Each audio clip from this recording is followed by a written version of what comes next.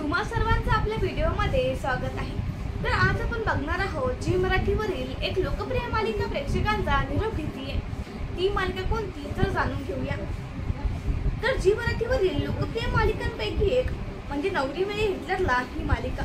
तर नवरी मिळे हिटलरला ही मालिका गेल्या काही दिवसांपासून चांगली चर्चेचा भाग आहे। साधारण वर्षभरापूर्वी या मालिकेचा पहिला भाग आपल्या समोर आला। तर या मालिकेतील हिटलर म्हणजेच राकेश बाबत हा खूप लोकप्रिय झाला।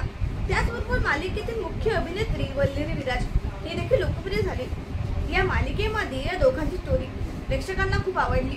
मध्ये हिटलरची हिटलरगिरी आणि लीलाची मज्जा आणि मस्ती हे प्रेक्षकांना खूप आवडतं।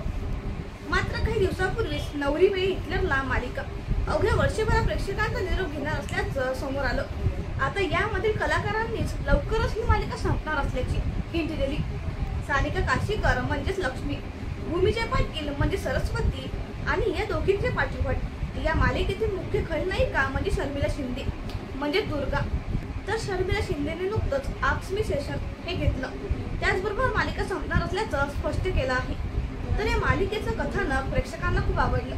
मालिकेतील एजी आणि लीला या दोघांची प्रेम कहाणी, त्याचबरोबर लीलाच्या तिन्ही सुना म्हणजे लक्ष्मी, दुर्गा आणि सरस्वती या तिघी सासू आणि सुनांची मज्जा मस्ती प्रेक्षकांना खूप आवडायची। त्याचबरोबर लीलाची सासूगिरी हे देखील नवीन पाहायला मिळालं होतं। परंतु आता हे सगळं प्रेक्षक मिस करणार आहे। तर नवरी मिळे हिटलरला बंद होऊ नये असं जर वाटत असेल तर तुम्ही कमेंटमध्ये #we want नवरी मिळे हिटलरला असं करू शकता।